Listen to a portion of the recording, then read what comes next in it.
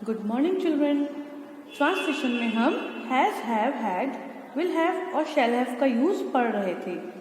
मैंने आपको इसका स्ट्रक्चर तो नहीं समझाया था, बट इसका जो यूज़ करते हैं वो हम कौन से सेंटेंस में किस वर्ड का यूज़ करेंगे ये बता दिया था। जैसे हैज़ का यूज़ हम करते हैं किस सेंटेंस में? प्रेजेंट टेंस के सेंटेंस में, अगर सब्जेक्ट हमारा सिंगुलर होता है। हैव का यूज़ करते हैं प्रेजेंट टेंस के सेंटेंस में, अगर सब्जेक्ट हमारा प्लूरल होता है। We use had in past tense. इस पे कोई फ़र्क नहीं पड़ता, सब्जेक्ट जो है वो चाहे हमारा सिंगुलर हो चाहे प्लूरल। विल हैव और शैल हैव इन दोनों का यूज़ होता है फ्यूचर टेंस में। कौन से टेंस में होता है? फ्यूचर टेंस में होता है। शैल हैव को हम यूज़ करते हैं आई और वी के साथ, और विल हैव को यूज़ करते हैं हम बाकी सारे सब्जेक्ट्स के साथ। मैंने ये भी बताया था विल और शैल के साथ हम हैव को ही यूज़ करते हैं, इसकी जगह हम हैज़ नहीं लगा सकते। विल हैव और शैल हैव। अब करते हैं बात इसके स्ट्रक्चर की। जनरली जो सेंटेंसेस होते हैं उनका स्ट्रक्चर क्या होता है? सबसे पहले आता है subject, then comes the helping verb, after that verb. और वर्ब किस फॉर्म में होगी? आईएनजी होगी, सेकेंड फॉर्म में होगी, थर्ड फॉर्म में होगी, पार्टिसिपल होगी, ये डिपेंड करता है कि सेंटेंस हमारा कौन से टेंस का है। और लास्ट में आता है ऑब्जेक्ट। लेकिन जो ये has, have, had, will have और शैल हैव वाले सेंटेंसेस होते हैं, मैंने आपको पहले भी बताया था, इन सेंटेंसेस में मेन वर्ब नहीं होती। This sentences does not have main verb. In sentences में कोई भी मेन वर्ब नहीं होती। तो इस सेंटेंस का स्ट्रक्चर क्या हो गया? सब्जेक्ट, हेल्पिंग वर्ब और ऑब्जेक्ट। अब ऑब्जेक्ट कुछ भी हो सकता है, ठीक है। अब देखते हैं इसके सेंटेंसेस को। पहला है, मेरे पास ठंडे पानी का गिलास है। मेरे पास क्या है? ठंडे पानी का गिलास है। अब एक बात ध्यान रखिएगा, जो ठंडा हमारा एडजेक्टिव है उसका यूज़ किया गया है पानी के साथ। किसके साथ? पानी के साथ। तो हम ठंडे गिलास नहीं बोल सकते, हम क्या बोलेंगे? ठंडे पानी को ही एक साथ हम ट्रांसलेट करेंगे। अब सेंटेंस हमारा कौन से टेंस का है? ये सेंटेंस हमारा है प्रेजेंट टेंस का, क्योंकि यहाँ पर लिखा है। तो अब आएगा इसमें हैज़ और हैव, और हैज़ और हैव में से कौन सा आएगा ये हमको बताएगा हमारा सब्जेक्ट, जो कि है मेरे। मेरे का मतलब होता है आई, और आई के साथ हम लगाते हैं हैव, आई हैव। अब हम क्या करेंगे? ठंडे पानी का गिलास। मैंने आपको ये भी बताया था, सब्जेक्ट को लेने के बाद हम पीछे से चल सकते हैं। तो आई हैव हो गया। अब क्या लिखेंगे? गिलास। तो गिलास का ठंडे पानी, अब यहाँ लिख देते हैं of cold water. I have glass of cold water. क्या ये सेंटेंस कंप्लीट हो गया? No, this sentence is not yet completed. क्यों? क्योंकि हमको यहाँ पर लगाना है अ। मैंने आपको कई बार बताया है, सेंटेंस अगर हिंदी में है और उसमें एक नहीं लिखा, कोई फर्क नहीं पड़ता, हमको इंग्लिश में अ लगाना जरूरी है। I have a glass of cold water. अब इस सेंटेंस को हम दूसरे तरीके से भी लिख सकते हैं, I have a cold glass of water, but वो गलत हो जाएगा, क्योंकि जो हमारा एडजेक्टिव है वो गिलास के साथ जा रहा है, कोल्ड ग्लास। लेकिन यहाँ पर हमारा एडजेक्टिव क्या है? कोल्ड वाटर के साथ। तो हमारा ये वाला सेंटेंस सही है। ओके, नेक्स्ट वन इज, उसके पास वफादार कुत्ता है। क्या है? उसके पास वफादार कुत्ता है। ये सेंटेंस हमारा कौन से टेंस का है? प्रेजेंट टेंस का। Very good. अब उसके के लिए हम लिखते हैं ही और शी, क्योंकि स्पेसिफाइड नहीं है तो हम दोनों में से किसी का भी यूज कर सकते हैं। तो ही हैज, क्या लिखेंगे? ही हैज, क्योंकि ही और शी जो है वो हमारा सिंगुलर सब्जेक्ट है। तो ही हैज। अब उसके पास क्या है? वफादार कुत्ता।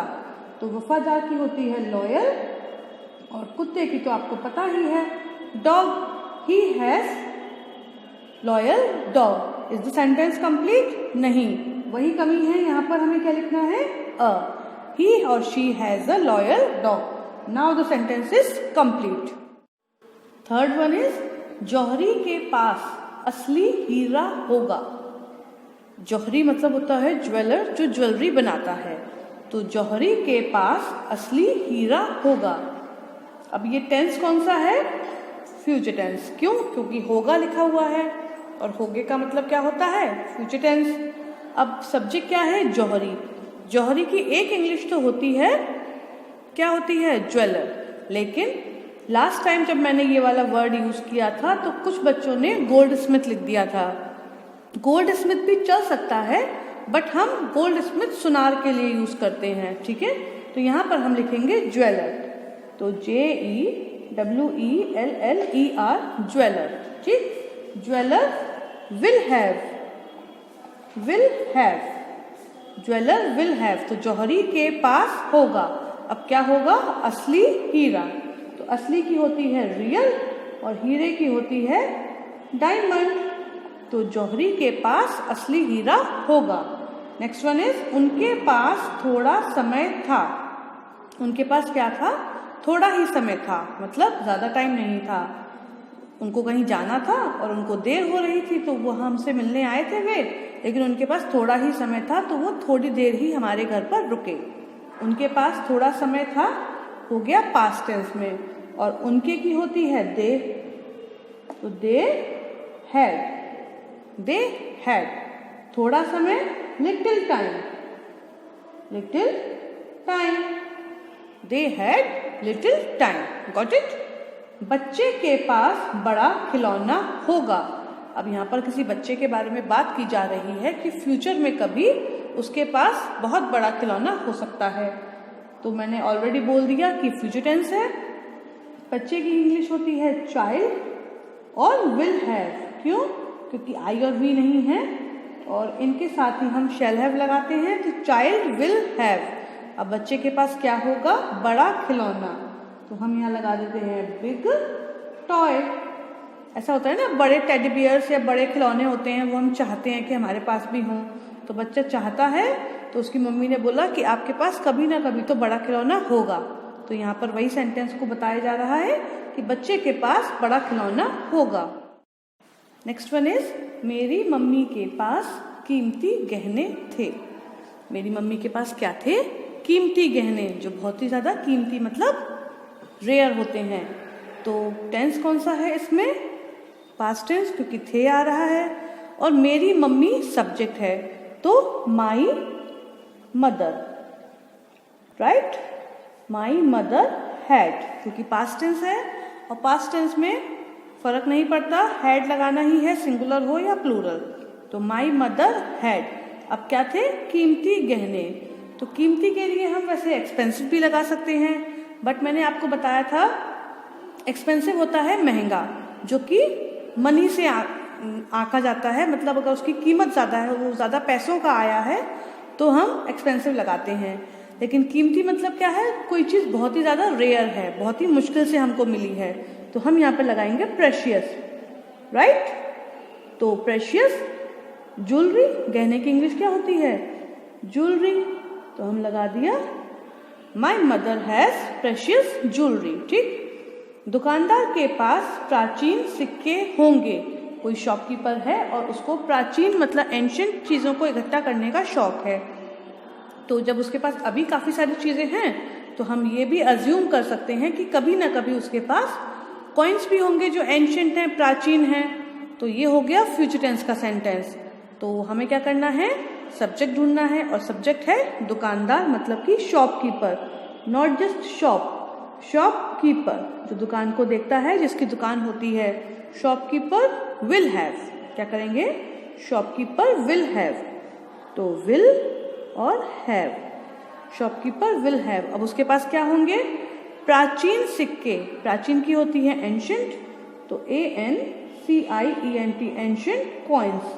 सिक्कों की क्या होती है? कॉइन्स। तो shopkeeper will have ancient coins. मेरे दादाजी के पास लंबी छड़ी है। मेरे दादाजी हैं, एजेड हैं, उनको चलने में दिक्कत है, तो वो किसके सहारे से चलते हैं? एक वॉकिंग स्टिक के सहारे से। तो वॉकिंग स्टिक यानी कि छड़ी। तो मेरे दादाजी के पास लंबी छड़ी है, वो अभी भी यूज कर रहे हैं, मतलब प्रेजेंट टेंस का है। तो माई ग्रैंडफादर हैज, क्योंकि हैज क्योंकि अकेले हैं दादाजी, सिंगुलर फॉर्म में यूज हुआ है इनका, तो हैज। My grandfather has. अब उनके पास क्या है, लंबी छड़ी, तो हम लॉन्ग स्टिक भी लिख सकते हैं और लॉन्ग वॉकिंग स्टिक भी लिख सकते हैं, तो हम लिख देते हैं वॉकिंग स्टिक। उनके पास लंबी छड़ी है जिसके सहारे से वे चलते हैं। ठीक, लास्ट 2 सेंटेंसेस को देखते हैं। इस डिब्बे में कई मिठाइयां हैं। मैंने आपको बताया था कि हैज हैव जो ये वर्ड्स हैं इनका यूज हम केवल ऐसी चीजों के लिए नहीं करते जो हमारे पास हैं, हम उसके लिए भी करते हैं जो हमारी बिलोंगिंग है। जैसे कि इस डिब्बे में, सॉरी में रह गया, इस डिब्बे में कई मिठाइयां हैं, तो मिठाइयां जो हैं वो डिब्बे के पास ही तो हैं, डिब्बे के अंदर ही तो हैं, तो इसका मतलब क्या है, मिठाइयां जो हैं वो डिब्बे की बिलोंगिंग है। ठीक है, तो हम इसमें हैज हैव का यूज कर सकते हैं। इस डिब्बे में कई मिठाइयां हैं, सेंटेंस है प्रेजेंट टेंस का। इस डिब्बे में इंग्लिश क्या बनेगी, दिस बॉक्स। This box. इस टाइप के सेंटेंसेस को मैं एक अलग से वीडियो बनाकर उसमें आपको समझाऊंगी। This box has. ये मत देखिए कि यहाँ पर है पर बिंदी लगी है तो प्लूरल फॉर्म में है, नहीं, ये है जो है मिठाइयों के लिए आया है और मिठाइयाँ जो हैं वो बहुवचन के रूप में इस्तेमाल की गई हैं। लेकिन इस डिब्बे, तो ये एक ही डिब्बा है, इन डिब्बों में नहीं लिखा है। क्या लिखा है, इस डिब्बे में, मतलब एक ही डिब्बा है। तो दिस बॉक्स हैज कई मिठाइयाँ, मैनी, और मिठाइयों की क्या होती है, स्वीट्स, तो हम यहाँ लिख देते हैं मैनी और लास्ट में स्वीट्स। ठीक, और लास्ट सेंटेंस क्या है, उनके पास झगड़ालू बच्चे थे। किसी कपल की बात हो रही है, मम्मी पापा की, कि पहले जो उनके बच्चे थे वे झगड़ालू थे, मतलब हर समय लड़ते रहते थे, तो यही तो बोलेंगे, उनके पास झगड़ालू बच्चे थे। अब बच्चे सुधर गए, उन्होंने लड़ना बंद कर दिया, बड़ों की बात मानना शुरू कर दिया, तो क्या लिखेंगे, दे। और हमारा सेंटेंस पास्ट टेंस में है, तो दे हैड झगड़ालू बच्चे। ये तो अच्छी बात नहीं है भाई, आप लोगों ने एडजेक्टिव्स याद ही नहीं किए, इजी वाले तो पढ़ लिए, डिफिकल्ट वाला छोड़ दिया। झगड़ालू की इंग्लिश क्या होती है, क्वारलसम, तो QUARRELSOME, क्वारलसम चिल्ड्रेन। खत्म, दे हैड क्वारलसम चिल्ड्रेन। तो ये सेंटेंसेस आपको अपनी नोटबुक पर नोट डाउन करने हैं। Okay, that's all for today, good bye.